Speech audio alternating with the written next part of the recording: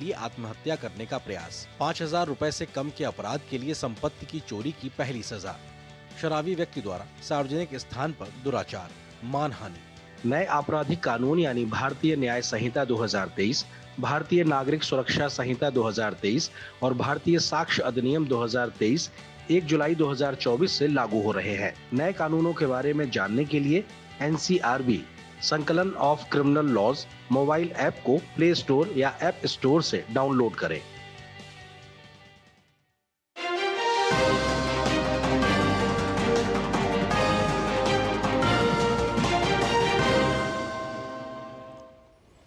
नमस्कार, DD news पर आप देख रहे हैं समाचारों का बुलेटिन। मैं हूं लाल चंद्र सिंह। अगले आधे घंटे में आपको दिखाएंगे देश और दुनिया की बड़ी खबरें, लेकिन सबसे पहले इस समय की हेडलाइंस। लगातार तीसरे कार्यकाल में प्रधानमंत्री नरेंद्र मोदी का पहला मन की बात कार्यक्रम 111वीं कड़ी के माध्यम से देशवासियों से किया संवाद। संविधान और देश की लोकतांत्रिक व्यवस्थाओं पर अटूट विश्वास दोहराने के लिए जनता का जताया आभार। एक पेड़ मां के नाम अभियान में भारी जन सहभागिता पर जताई खुशी। पीएम ने मन की बात में वीर सिद्धू कान्हू के अदम्य साहस से जुड़े हूल दिवस का किया जिक्र। विदेशी शासकों के अत्याचार के पुरजोर विरोध को किया याद। केरल की आदिवासी महिलाओं के कार्थुम्बी छातों और आंध्र प्रदेश के आदिवासी समाज की अराकू कॉफी को सराहा। हैशटैग चीयर फॉर भारत के जरिए खिलाड़ियों का प्रोत्साहित करने का किया आह्वान। कहा, भारत का मैजिक दुनिया को दिखाने में मददगार होगी मुहिम। हमारे खिलाड़ी पेरिस ओलंपिक में भी करेंगे बेहतरीन प्रदर्शन। प्रधानमंत्री नरेंद्र मोदी ने पूर्व उपराष्ट्रपति एम वेंकैया नायडू के जीवन पर आधारित 3 पुस्तकों का किया विमोचन। देश के लिए नायडू के योगदान को सराहा। हैदराबाद में आयोजित समारोह में वर्चुअल माध्यम से जुड़े पीएम।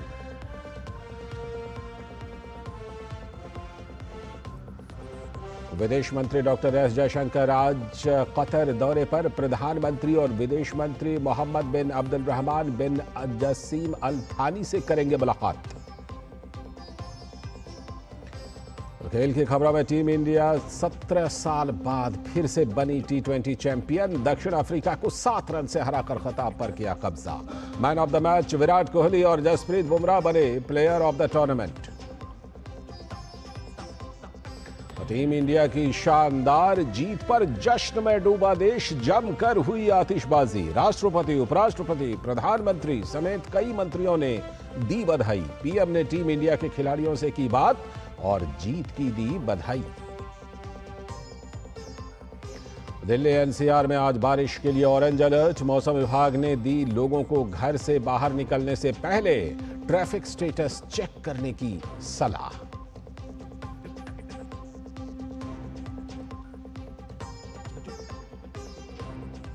ये थी इस समय तक की हेडलाइंस। देखते हैं अब खबरों को विस्तार से। रिकॉर्ड तीसरी बार प्रधानमंत्री पद संभालने के बाद प्रधानमंत्री नरेंद्र मोदी ने आज मन की बात कार्यक्रम की 111वीं कड़ी के जरिए जनता से संवाद किया।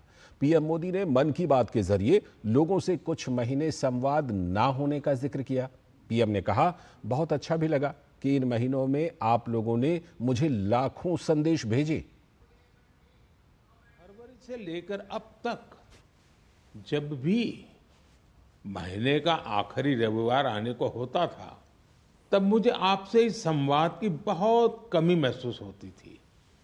लेकिन मुझे ये देखकर बहुत अच्छा भी लगा कि इन महीनों में आप लोगों ने मुझे लाखों संदेश भेजे।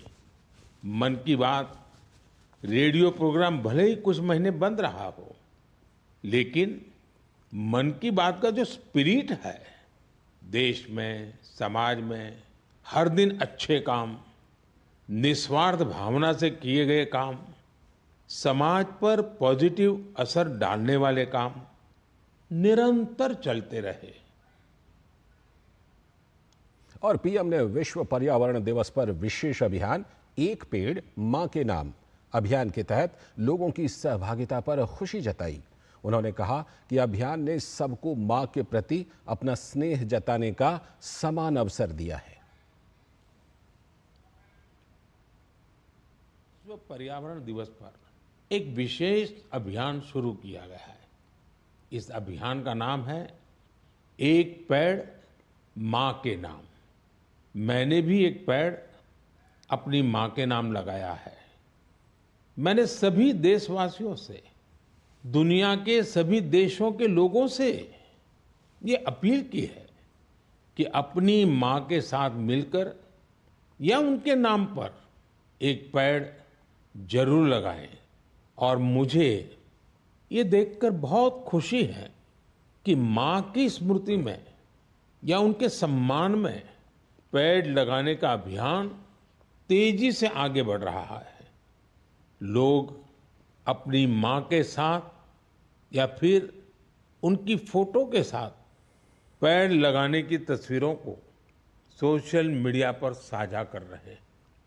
हर कोई अपनी मां के लिए पेड़ लगा रहा है, चाहे वो अमीर हो या गरीब, चाहे वो कामकाजी महिला हो या गृहिणी। इस अभियान ने सबको मां के प्रति अपना स्नेह जताने का समान अवसर दिया है। वो अपनी तस्वीरों को #प्लांट4मदर और एक पेड़ मां के नाम इसके साथ साझा करके दूसरों को प्रेरित कर रहे हैं। प्रधानमंत्री मोदी ने मन की बात में भारतीय उत्पादों के वैश्विक विस्तार की सराहना भी की। पीएम ने कहा कि भारत के लोकल प्रोडक्ट को ग्लोबल होते देख गर्व की अनुभूति होती है। पीएम ने ऐसे कई स्थानीय उत्पादों का विशेष रूप से उल्लेख किया। प्रधानमंत्री नरेंद्र मोदी ने अपने तीसरे कार्यकाल के पहले मन की बात कार्यक्रम में देशवासियों के साथ अपने विचार साझा करते हुए कहा कि जब देश के उत्पाद दुनिया भर में अपनी पहचान बनाते हैं तो मन गर्व से भर जाता है। प्रधानमंत्री ने केरल के आदिवासी समुदाय द्वारा बनाए जा रहे कारथुम्बी छातों की तारीफ करते हुए कहा कि ये रंग बिरंगे छाते बहुत शानदार हैं। उन्होंने कहा कि महिलाओं के नेतृत्व में अट्टापडी के आदिवासी समुदाय ने एंटरप्रेन्योरशिप की अद्भुत मिसाल पेश की है। मन की बात में आज मैं आपको एक खास तरह के छातों के बारे में बताना चाहता हूं। ये छाते तैयार होते हैं हमारे केरला में। वैसे तो केरला की संस्कृति में छातों का विशेष महत्व है। छाते वहाँ कई परंपराओं और विधि विधान का अहम हिस्सा होते हैं। लेकिन मैं जिस छाते की बात कर रहा हूं वो है कारथुम्बी छाते, और इन्हें तैयार किया जाता है केरला के अट्टापडी में। ये रंग बिरंगे छाते बहुत शानदार होते हैं और खासियत ये कि इन छातों को केरला की हमारी आदिवासी बहनें तैयार करती हैं। आज देश भर में इन छातों की मांग बढ़ रही है। इनकी ऑनलाइन बिक्री भी हो रही है। इन छातों को वट्टालक्की सहकारी कृषि सोसाइटी की देखरेख में बनाया जाता है। इस सोसाइटी का नेतृत्व हमारी नारी शक्ति के पास है। महिलाओं के नेतृत्व में अट्टापडी के आदिवासी समुदाय ने एंटरप्रेन्योरशिप की अद्भुत मिसाल पेश की है। प्रधानमंत्री ने आंध्र प्रदेश के अल्लूरी सीताराम राजू जिले में पैदा की जाने वाली अराकू कॉफी का जिक्र करते हुए उसके स्वाद के जादू की तारीफ की। उन्होंने कहा कि अराकू कॉफी के ग्लोबल बनने से इसके उत्पाद में लगे कोंडाडोरा आदिवासी समुदाय की कमाई में वृद्धि हुई है, जिससे उन्हें सम्मान का जीवन भी मिल रहा है। भारत के कितने ही प्रोडक्ट्स हैं जिनकी दुनिया भर में बहुत डिमांड है, और जब हम भारत के किसी लोकल प्रोडक्ट को ग्लोबल होते देखते हैं तो गर्व से भर जाना स्वाभाविक है। ऐसा ही एक प्रोडक्ट है अराकू कॉफी। अराकू कॉफी आंध्र प्रदेश के अल्लूरी सीताराम राजू जिले में बड़ी मात्रा में पैदा होती है। ये अपने रिच फ्लेवर और अरोमा के लिए जानी जाती है। अराकू कॉफी की खेती से करीब 1.5 लाख आदिवासी परिवार जुड़े हुए हैं। अराकू कॉफी को नई ऊंचाई देने में गिरिजन कोऑपरेटिव की बहुत बड़ी भूमिका रही है। इसने यहाँ के किसान भाई बहनों को एक साथ लाने का काम किया और उन्हें अराकू कॉफी की खेती के लिए प्रोत्साहन दिया। इससे इन किसानों की कमाई भी बहुत बढ़ गई है। इसका बहुत लाभ कोंडा डोरा आदिवासी समुदाय को भी मिला है। कमाई के साथ साथ उन्हें सम्मान का जीवन भी मिल रहा है। प्रधानमंत्री ने मन की बात कार्यक्रम में जम्मू कश्मीर के पुलवामा से स्नो पीज की पहली खेप को लंदन भेजने का भी जिक्र किया। उन्होंने स्थानीय किसान चकूरा गांव के अब्दुल रशीद मीर की तारीफ करते हुए कहा कि इससे जम्मू कश्मीर के लोगों की समृद्धि के नए द्वार खुले हैं। लोकल प्रोडक्ट को ग्लोबल बनाने में हमारे जम्मू कश्मीर के लोग भी पीछे नहीं हैं। पिछले महीने जम्मू कश्मीर ने जो कर दिखाया है वो देश भर के लोगों के लिए भी एक मिसाल है। यहाँ के पुलवामा से स्नो पीज की पहली खेप लंदन भेजी गई। कुछ लोगों को ये आइडिया सूझा कि कश्मीर में उगने वाली एक्सोटिक वेजिटेबल्स को क्यों न दुनिया के नक्शे पर लाया जाए। बस फिर क्या था, चकूरा गांव के अब्दुल राशिद मीर जी इसके लिए सबसे पहले आगे आए। उन्होंने गांव के अन्य किसानों की जमीन को एक साथ मिलाकर स्नो पीज उगाने का काम शुरू किया और देखते ही देखते स्नो पीज कश्मीर से लंदन तक पहुंचने लगी। आत्मनिर्भरता और सतत विकास को प्रोत्साहित करने के लिए मोदी सरकार स्थानीय उत्पादों को प्रोत्साहन देने में लगी है। इसका लक्ष्य इनसे जुड़े लोगों की आमदनी को बढ़ाना भी है। Bureau report, DD news. और पीएम ने मन की बात में और क्या कुछ कहा इसको देखेंगे, लेकिन फिलहाल वक्त है एक छोटे से ब्रेक का। बढ़िया है, प्राकृतिक हल्दी, मिर्ची, धनिया। नहीं, मिर्ची, धनिया, हल्दी, MDH। घुटना, कंधा या कमर, चाहे जैसा हो दर्द, डॉक्टर ऑर्थो आपको देता है दर्द से पूरी आजादी। ये कोई टेम्पररी पेन किलर नहीं, आयुर्वेदिक औषधि है। स्वागत है। ब्रेक के बाद डीडी न्यूज पर आप देख रहे हैं समाचारों का बुलेटिन। और प्रधानमंत्री नरेंद्र मोदी ने अपने मन की बात कार्यक्रम में पेरिस ओलंपिक में हिस्सा लेने जा रहे भारतीय दल को शुभकामनाएं भी दी। इस मौके पर पीएम ने #CheerForBharat कैंपेन की शुरुआत करते हुए देशवासियों से भारतीय दल का उत्साह बढ़ाने की अपील भी की। लोकसभा चुनाव के बाद पहली बार मन की बात कार्यक्रम में प्रधानमंत्री नरेंद्र मोदी ने पेरिस ओलंपिक में हिस्सा लेने जा रहे भारतीय एथलीटों का मनोबल बढ़ाया। उन्होंने टोक्यो ओलंपिक के यादगार पल को याद करते हुए कहा कि टोक्यो में हमारे खिलाड़ियों के प्रदर्शन ने हर भारतीय का दिल जीत लिया था। पेरिस ओलंपिक का आयोजन 26 जुलाई से फ्रांस की राजधानी पेरिस में होने जा रहा है। मेरे प्यारे देशवासियों, अगले महीने इस समय तक पेरिस ओलंपिक शुरू हो चुके होंगे। मुझे विश्वास है कि आप सब भी ओलंपिक खेलों में भारतीय खिलाड़ियों का उत्साह बढ़ाने का इंतजार कर रहे होंगे। मैं भारतीय दल को ओलंपिक खेलों की बहुत बहुत शुभकामनाएं देता हूं। हम सबके मन में टोक्यो ओलंपिक की यादें अब भी ताजा हैं। टोक्यो में हमारे खिलाड़ियों के प्रदर्शन ने हर भारतीय का दिल जीत लिया था। टोक्यो ओलंपिक के बाद से ही हमारे एथलीट्स पेरिस ओलंपिक की तैयारियों में जी जान से जुटे हुए थे। सभी खिलाड़ियों को मिला दें तो इन सब ने करीब 900 इंटरनेशनल कंपटीशन में हिस्सा लिया है। ये काफी बड़ी संख्या है। पीएम मोदी ने उम्मीद जताई कि इस बार ओलंपिक में भारतीय दल बेहतरीन प्रदर्शन करने में सफल रहेंगे। उन्होंने कहा कि इस बार ओलंपिक में कई चीजें पहली बार देखने को मिलेंगी और खेलों में अलग लेवल का रोमांच नजर आएगा। शूटिंग में हमारे खिलाड़ियों की प्रतिभा निखर कर सामने आ रही है। टेबल टेनिस में मैन और विमेन दोनों टीमें क्वालिफाई कर चुकी हैं। भारतीय शॉटगन टीम में हमारी शूटर बेटियां भी शामिल है।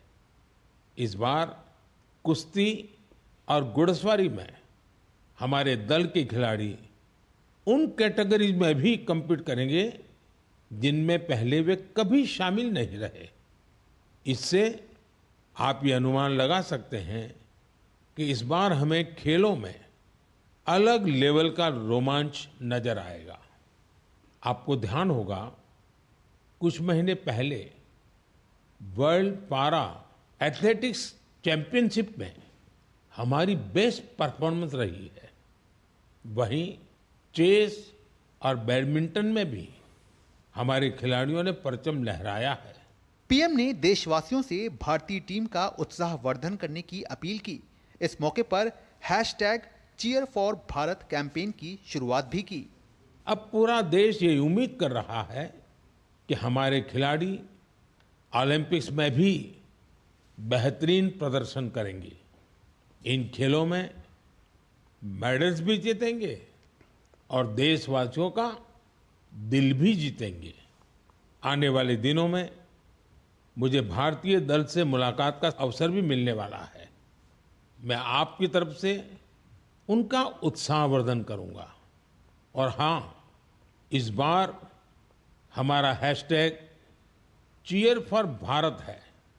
इस हैशटैग के जरिए हमें अपने खिलाड़ियों को चीयर करना है, उनका उत्साह बढ़ाते रहना है। तो मोमेंटम को बनाए रखिए। आपका ये मोमेंटम भारत का मैजिक दुनिया को दिखाने में मदद करेगा। 26 जुलाई से शुरू होने वाले पेरिस ओलंपिक का समापन 11 अगस्त को होगा। पिछली बार भारत ने ओलंपिक में 1 स्वर्ण, 2 रजत और 4 कांस्य पदक सहित कुल 7 पदक जीतने में सफलता पाई थी। ऐसे में उम्मीद की जा रही है कि इस बार भारतीय दल अपने प्रदर्शन में सुधार करने में सफल रहेगा। Sports desk, DD news. और प्रधानमंत्री नरेंद्र मोदी ने अपने तीसरे कार्यकाल के पहले मन की बात कार्यक्रम में लोगों से जब अपने विचार साझा किए तो कहा कि आज समय की मांग है कि हम अपनी प्राचीन भाषा संस्कृत के सम्मान दें। और साथ ही साथ उन्होंने कुवैत सरकार द्वारा अपने नेशनल रेडियो पर हिंदी में एक विशेष कार्यक्रम के बारे में जानकारी देते हुए कहा कि भारतीय संस्कृति के अलग अलग रंग को समाहित किए हुए यह कार्यक्रम स्थानीय लोगों के बीच काफी लोकप्रिय हो रहा है। प्रधानमंत्री नरेंद्र मोदी ने मन की बात कार्यक्रम की 111वीं कड़ी में प्राचीन भारतीय ज्ञान और विज्ञान में संस्कृत की बड़ी भूमिका का जिक्र किया। आकाशवाणी पर संस्कृत बुलेटिन के 50 साल पूरे होने पर ऑल इंडिया रेडियो परिवार को बधाई देते हुए कहा कि इसने बहुत से लोगों को संस्कृत से जोड़े रखा है। उन्होंने कहा कि आज के समय की मांग है कि हम संस्कृत को सम्मान दें, साथ ही उसे अपने दैनिक जीवन से भी जोड़ें। संस्कृत की प्राचीन भारतीय ज्ञान और विज्ञान की प्रगति में बड़ी भूमिका रही है। आज के समय की मांग है कि हम संस्कृत को सम्मान भी दें और उसे अपने दैनिक जीवन से भी जोड़ें। आजकल ऐसा ही एक प्रयास बेंगलुरु में कई और लोग कर रहे हैं। बेंगलुरु में एक पार्क है, कब्बन पार्क। इस पार्क में यहाँ के लोगों ने एक नई परंपरा शुरू की है। यहाँ हफ्ते में एक दिन हर रविवार बच्चे, युवा और बुजुर्ग आपस में संस्कृत में बात करते हैं। इतना ही नहीं, यहाँ वाद विवाद के कई सेशन भी संस्कृत में ही आयोजित किए जाते हैं। इनकी इस पहल का नाम है संस्कृत वीकेंड। इसकी शुरुआत एक वेबसाइट के जरिए समष्टि गुब्बी जी ने की है। कुछ दिनों पहले ही शुरू हुआ ये प्रयास बेंगलुरु वासियों के बीच देखते ही देखते काफी लोकप्रिय हो गया है। प्रधानमंत्री ने कुवैत सरकार द्वारा अपने नेशनल रेडियो पर हिंदी में एक विशेष कार्यक्रम का जिक्र करते हुए कहा कि भारतीय संस्कृति के अलग अलग रंग को समाहित किए हुए ये कार्यक्रम स्थानीय लोगों के बीच काफी लोकप्रिय हो रहा है।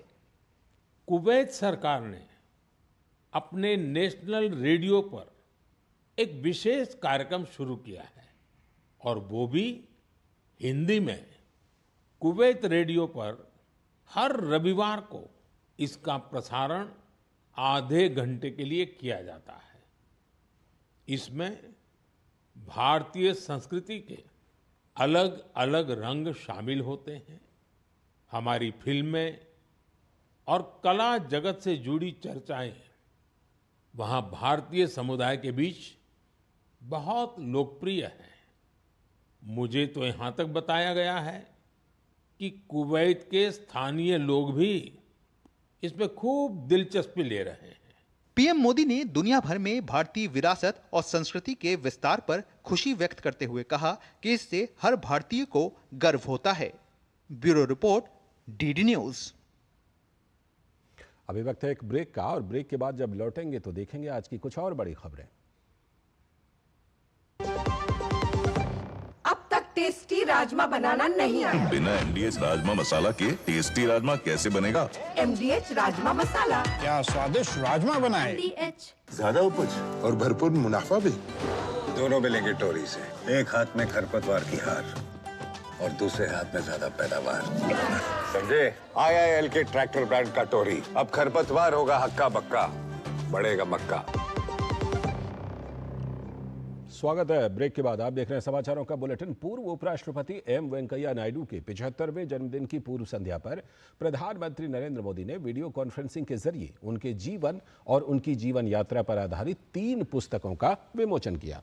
यह कार्यक्रम हैदराबाद के गाचीबोवली स्थित अन्वया कन्वेंशन सेंटर में आयोजित किया गया।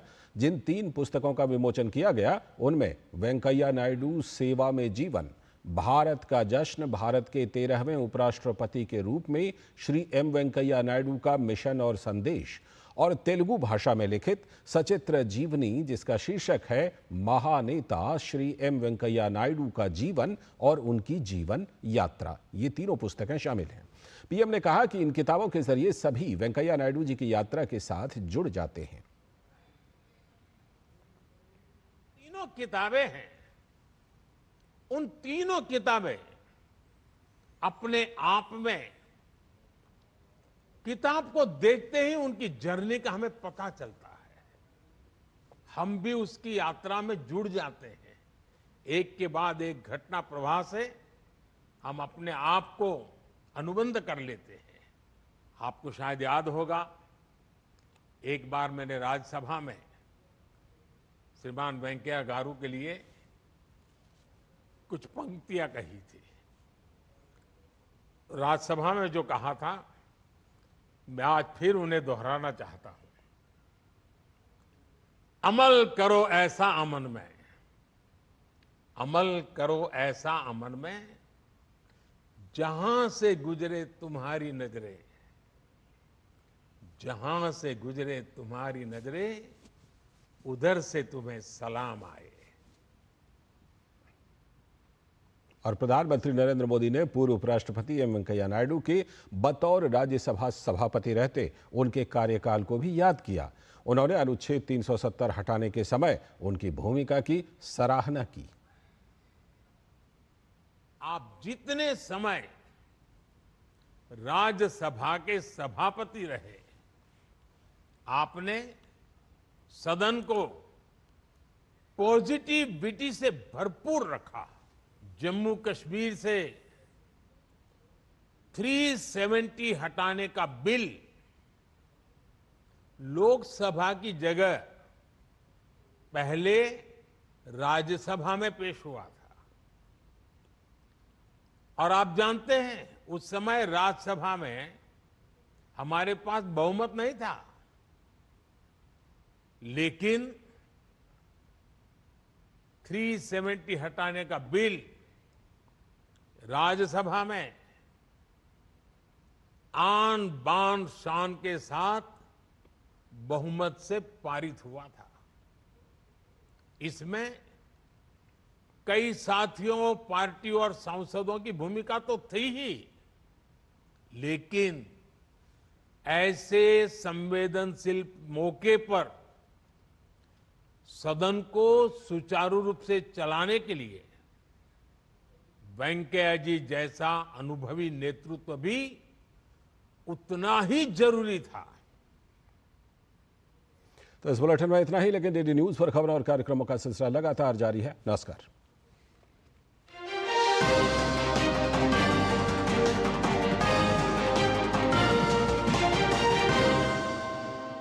कच्छ से कामाख्या तक, राज्यों की राजधानियों से प्रदेशों के कोने कोने तक, होगी हर राज्य के हर हिस्से की पूरी खबर। देखिए भारत एट 7 खबर राज्यों की, सोमवार से शुक्रवार शाम 7 बजे सिर्फ डीडी न्यूज पर।